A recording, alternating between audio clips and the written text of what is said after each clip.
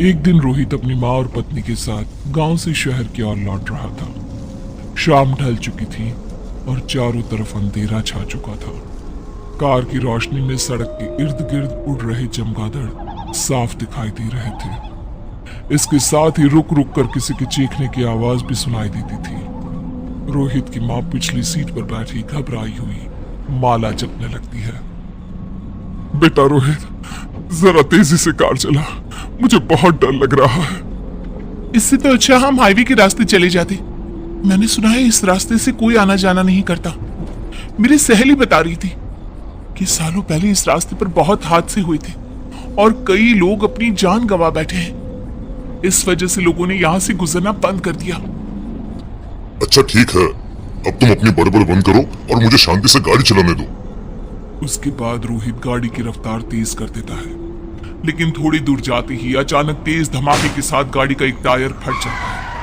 Tyre फटते ही गाड़ी का संतुलन बिगड़ता है और वो एक पेड़ से टकराते टकराते बचती है। हे भगवान, ये क्या हो रहा है? अरे माँ, घबराने की जरूरत नहीं है, बस गाड़ी का एक टायर फटा है।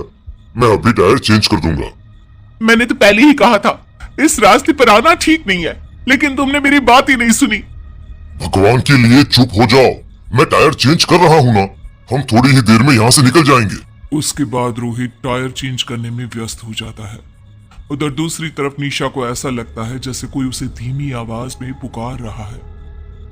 निशा, निशा।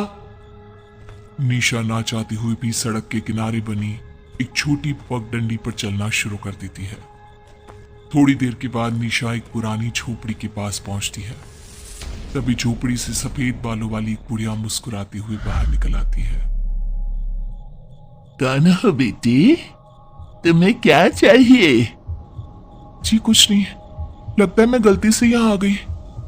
देखो, ये जंगल बहुत ही खतरनाक है। यहाँ इस तरह घूमना ठीक नहीं है।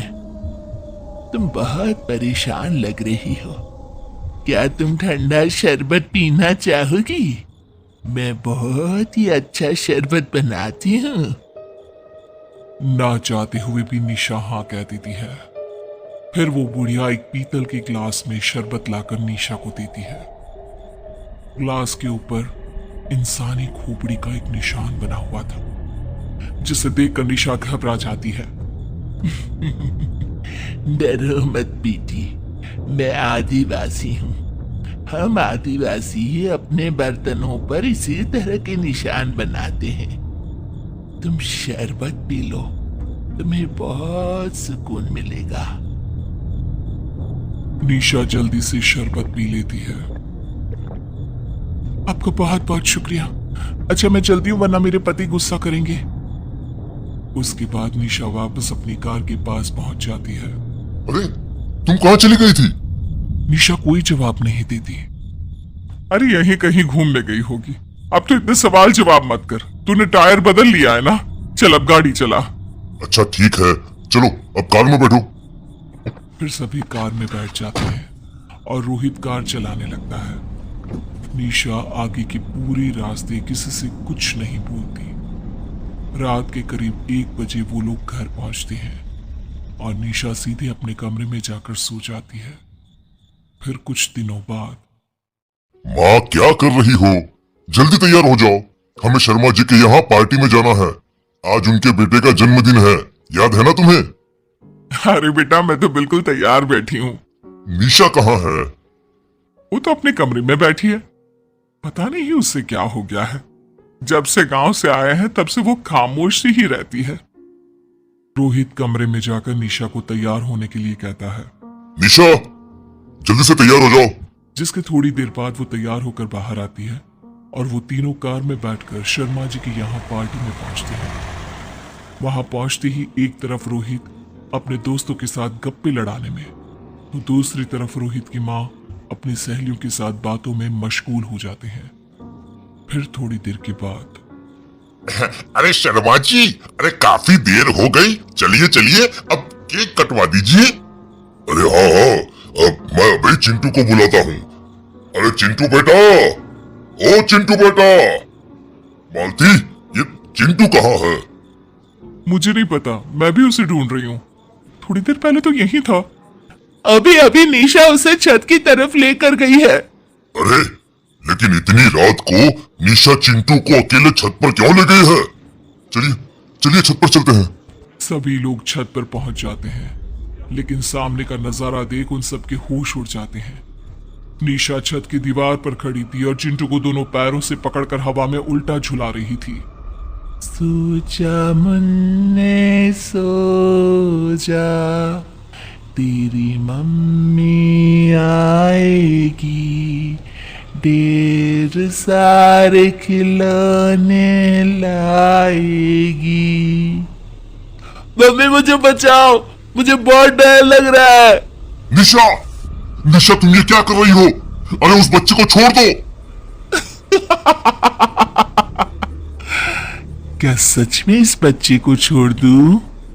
नहीं नहीं, मेरे बच्चे को मत छोड़ना, ये मेरा इकलौता बेटा है। निशा, मेरे बच्चे को मुझे सौंप दो।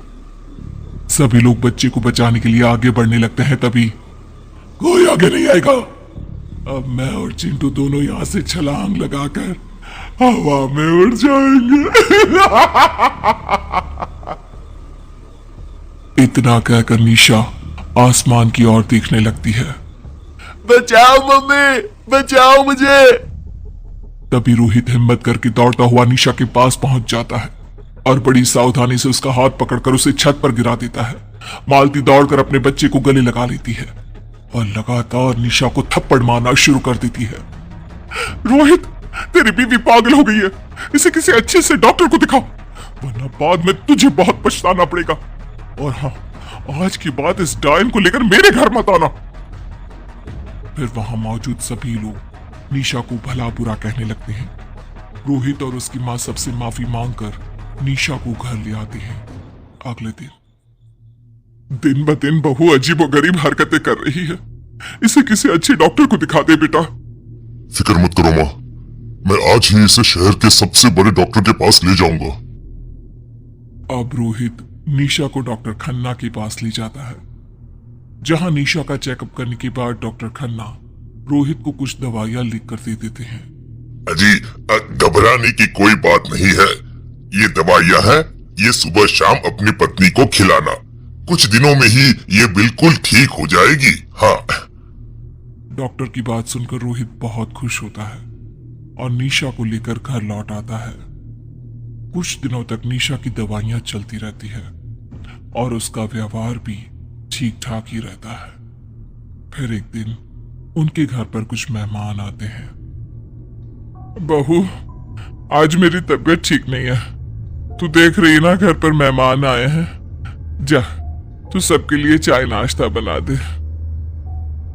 निशा सहमति में सर हिलाकर रसोई में पहुंच जाती है। उधर रोहित और उसकी मां मेहमानों से बात करने में व्यस्त हो जाते हैं। थोड़ी देर के बाद निशा एक बड़ा बर्तन ले जाकर मेहमानों के बीच टेबल के ऊपर रख देती है। सभी लोग हैरानी से कभी निशा को तो कभी उस बर्तन को देखने लगते हैं। अरे बहू, आखिर तू इतना बड़ा बर्तन उठाकर क्यों लाई है? क्या है इस बर्तन के अंदर? निशा कोई जवाब नहीं देती और सभी के सामने एक एक प्लेट रखना शुरू कर देती है। उसके बाद निशा बर्तन का ढक्कन हटाकर उसके अंदर से मरे हुए चूहे और छिपकलियां निकालकर सबकी प्लेट में रखने लगती है। ये सब देख सभी लोग हैरानी से उठ खड़े होते हैं। निशा, ये सब क्या है? निशा, तुम मेहमानों को मरे हुए चूहे और छिपकलियां परोस रही हो, क्या कर रही हो तुम?